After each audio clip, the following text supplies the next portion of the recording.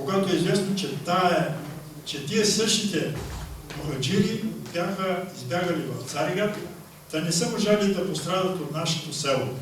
Жената обвинявали, че уж убила турски офицер с брат.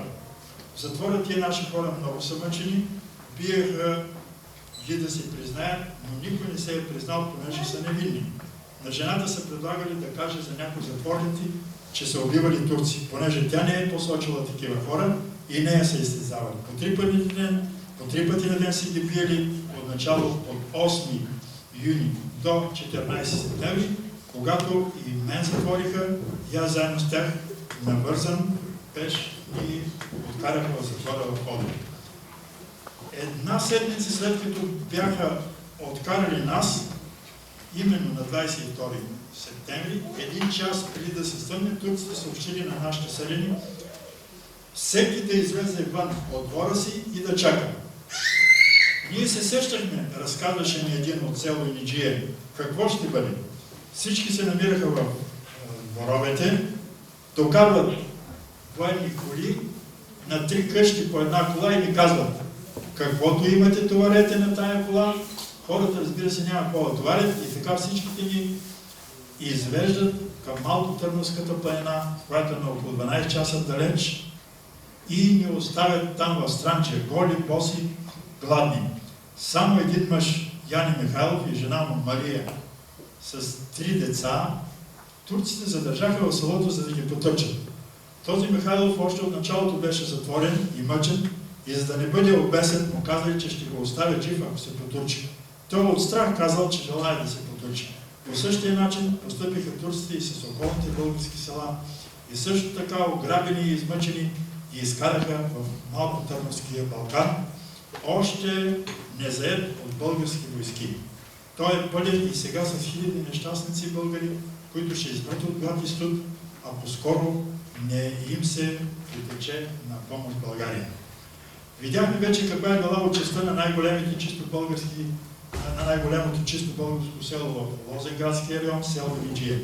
Така турските военачалници, които реокупираха Тракия, са действали по предварително дадени наредби и те подробни и еднакви, и то подробни и еднакви за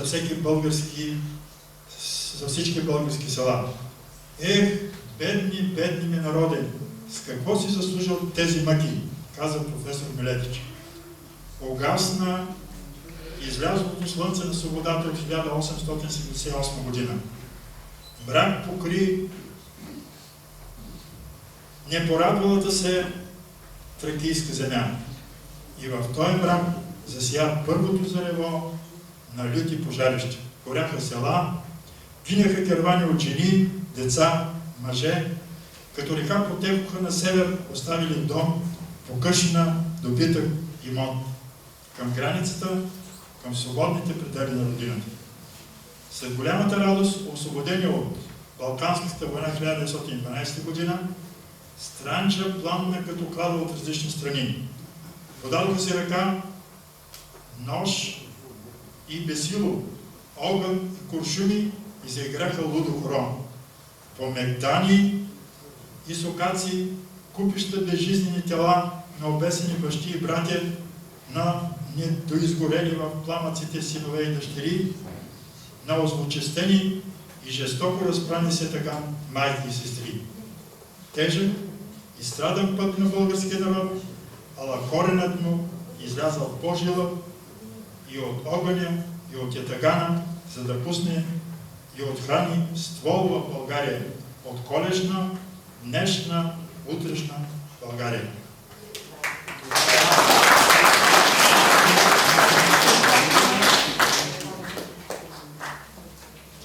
Което тогава казах и сега бих желал да кажа, потомците на секлъмния род трябва да бъдат достойни за паметта на нашите предци.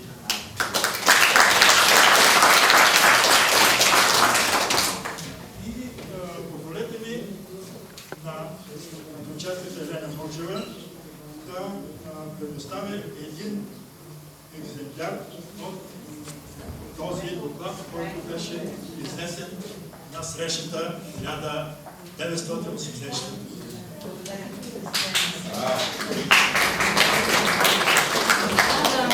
Беше малко дълъг, но в замяна на това ни върна 1984 година. Мисля, че всеки от нас го разбра по-своему, но в него имаше много тъга, много истина и много болка. Нещо изключително интересно. На всичките срещи, които правиме ние, много често се събираме повече възрастни хора. И хора, които така или иначе помнят нещата. Днес забелязвате ли колко много са младите хора сред нас? Те ще продължат това, което ние правим. Защото ще посеем семенцето днес на тази среща. Искам да ви кажа, че за мен беше изключително голямо удоволствие, когато започнахме да готвим срещата и се запознах с този много сериозен, много ангажиран към историята на стекления род млад човек Георги Илиев. Преди обаче това да ни разкаже всичко, искам да ви кажа, че пристигна и една телеграма, изпратена от кмета на НГ. Той ни пожелава ползотворна среща и знае, че корените на нашите деди и прадеди са там и затова е готов да ни посреща и изпраща, защото разбира, че когато ние отидем там, вечно пита: защо плачете? А как да не плачеш, когато помниш разказите на баба и дядо? Така че да му благодарим, че е съпричастен към нашата среща и мисля, че винаги, когато отидем в НГ, сме добре дошли. И още една приветствена телеграма от кмета на община Поморие, инженер Петър Златанов, който ни пожелава ползотворна среща и добро пребиваване в нашия град.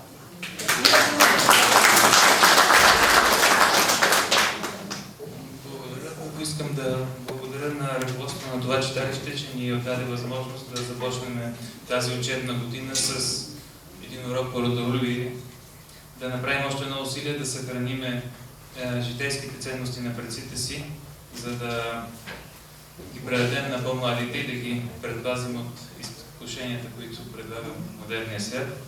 Благодаря на присъстващите, че положиха големи усилия да дойдат.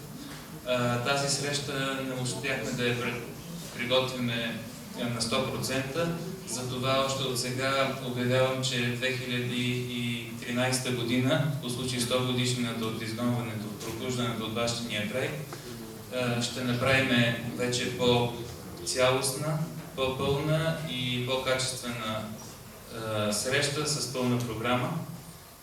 Затова моля и присъстващите от сега да предупреждават всички свои роднини да се готвят за 2013 година, за да присъстват повече хора и да събират данни, тъй като аз не успях да се свържа с може би 1/3 от родата, не сме ги информирали. Това, което само накратко ще ви покажа, едното е книгата за Ениджия, която е излезна, не всички са чували за нея, тя е вече изчерпана, събираме средства, ако някой иска да помогне. Тази книга е издадена от фондация Башки Лещея в Свиленград. Безплатно може да се изтегли от интернет, от crorina.com и книгите.org. И две неща, които в предишния доклад не бяха съвсем точни, от тук присъстващия Велико, легендата за получаването на секлема е всъщност получаване на разрешение от турците да се мели в мелницата брашно от българите, тъй като те са били ратаи и не са имали това право. И беят им е казал, ако имате юнак, който да може да пренесе от селото до мелницата един такъв двоен чувал, ще получите това право и фактически той получава, изкарва, завоюва това право по този начин. Друго, което също е ново нещо, това е книгата за Звездец, която издател е синът на Веска Даракчиева. Той дари средства и усилия, за да излезне книгата. Тази книга, в нея също се разказва и, между другото, за Хасекията. Хасекията е една българска област, феодалство, което е останало непоробено от турците в Странджа.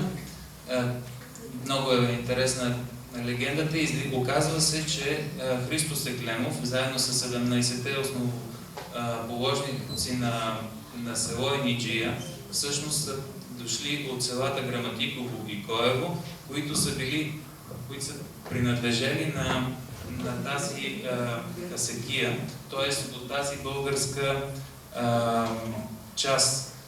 Легендата е, накратко само ще я спомена, при навлизането на турците на Балканския полуостров и в Европа, те обграждат кралица Мария. Тя вижда, че не получава помощ нито от шишмановци, нито от другите български феодалства. Момчил войвода в източната Родопи също самостоятелно се бори срещу тях и тя сключва един договор с поробителите да пуснат един кон, който бързоходен, който за един ден, колкото села обходи, тази земя ще остане българска и турците няма да влизат в нея.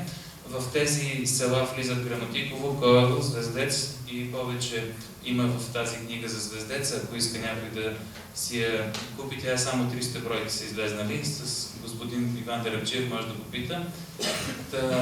Само накратко ще ви покажа някои снимки от село Ениджия, който не е посетил селото. Също и някои подробности от родословието и след това ще излезем навънка, за да посадиме едно дърво, както са направили в края на миналата среща от 1984 година и да направим една снимка, тъй като трябва светлина, вече към 5 часа. Благодаря за вниманието. Не знам, тук исках да благодаря и на Минка, която е по принцип живее в Рим, успя все пак да дойде. И на други присъстващи. Бих искал да им дам думата, ако искат нещо да кажат, както и на Велико, и на Леля Добринка, които ми дадоха най-много информация за родата, без чиято помощ нямаше да знам, нямаше да мога да се свържа и с тия 2/3 от родата, с които успях да се свържа. Както и на хората от Средец, на Леля Величка, която ми прати и снимките, които сега ще ви покажа, от рода на Стоян Попандреев. И благодаря на всички, че се отзовахте. Надявам се 2013 година вече да присъстват повече. Искам също да допълня от изказаното по-рано. В момента компютъра отчита 900 потомци, от които живи, предполагам, че са повече от половината. И просто ще ви покажа следващите неща на екрана. Книгата е за Ениджия, която видяхме. Това са по рисунки, възпроизведени църквата и училището в село Ениджия. Тъй като те са били разрушени, тези рисунки са в книгата за Ениджия, който има, вече го знае, казвам го за тези, които я нямат. Рисунките са направени също от Стоян Попа-Йорданов, художник, който в Стара Загора, който е държал и речта от 1972 година на предишната среща, на първата среща на ениджийци. Тук е момента да спомена също и за срещата по случай 100 годишната на баба Неда, която също е от родословното дърво. Това е било някъде около 80-та година.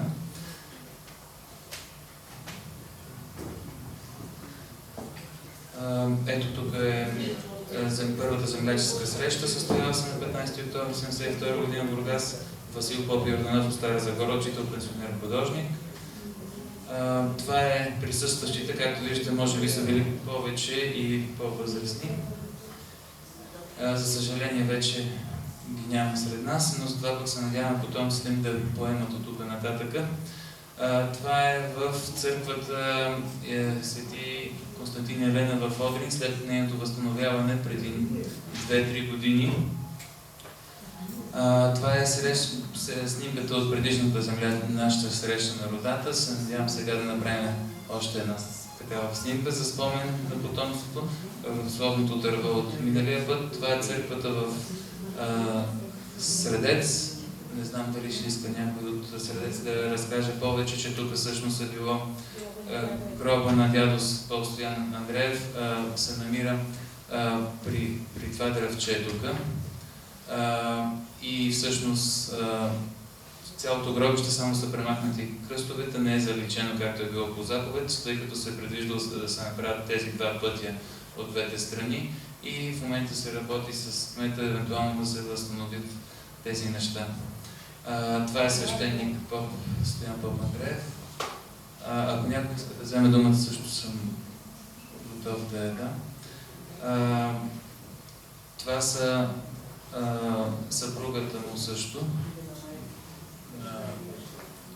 Средец, Леля Величко ми ги изпрати. Не знам, ако има да поясни нещо повече. Това е прадядо ми, Поп Стоян и неговата съпруга Мария. Няма нищо да разказвам. Значи това е дядо Поп Стоян Андреев. Той се казва Стоян, протоиерей Стоян Поп Андреев, защото и неговия баща е бил поп.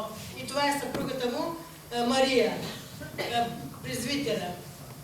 Това е дядо ми, който пристига със семейството си в Средец. До него първото малко момче е моя дядо Георги, на майка ми баща. Баба Бяла, която е тъща на дядо Поп, жена му Мария. До него е баба Русия. Ето тук са нейните наследници с майката на бачото, на Тошко, който е тук. Не Кокона, Мария. Голямата е дъщеря Мария. Отзад... Мария ли беше малката? Да, Кокона, да, точно така, Кокона. Те е Кокона. Отзад са зета на дядо Поп. До него е... Аз съм ги надписала и оставих отвънка същата снимка с имената. Баба Кица, дъщеря на дядо Поп и на баба Мария. И баба Зои, която е... Баба Зои е снаха на дядо Иван, който е в страни, един от двамата. Да. Тя има 5000 декара земя в Турция. Ще си искам. Така. Интересно нещо, което научих също е, че Кица всъщност на български е неделя и в документите тя е записана като неделя, а иначе Кирιακица и всички знаят като Кица. Това са 101 българи от Одрин, учители, търговци, занаятчии, интернирани в турското правителство Мала Азия в началото на Балканската война. Тук е карта на Пениджия, се намира ето тук, между Лозенград и Одрин. Това е етническа карта на района. Личи се, че българите са в зелено. Това е Кърджали, именно сега тук района, това в България остава. Днешната граница минава горе-долу така. Така че на България са дали турското население, а българското е било избито и изгонено.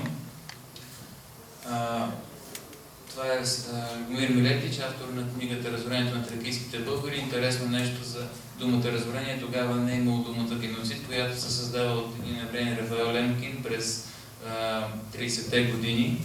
И за това ние трябва да помоля всички вас да се борите за инициатива в Народното събрание да признае геноцида над българите по всичко, което чухме тук.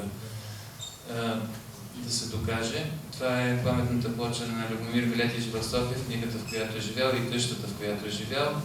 Това са наши предци от там. Това е кмета на Ениджия, нашето посещение, което ние направихме, който се отзовава много приятелски. В момента има инициативи от Адъръков, който също е част от родословното ни дърво, да ни се върне поне една къща, в която да направим нещо като музей и лека по лека да се работи за възстановяването на имотите.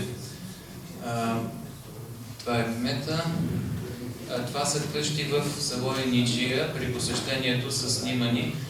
Това е хълма над селото. Тук са се провеждали туролиги. Туролега е една загубена наша традиция, при която са се биели горната срещу долната махала по времето на силни заповезни през февруари месец. И това е къщата, предполагам, че на нашия предец дядо Поп Стоян, ако е тя, макар че турците казаха, че е била разрушена и че не е същата. И това са къщи от селото. Тук е било училището и църквата, в момента има само паметник на Татюрк. Това е кметството на Ениджия. И това са къщи.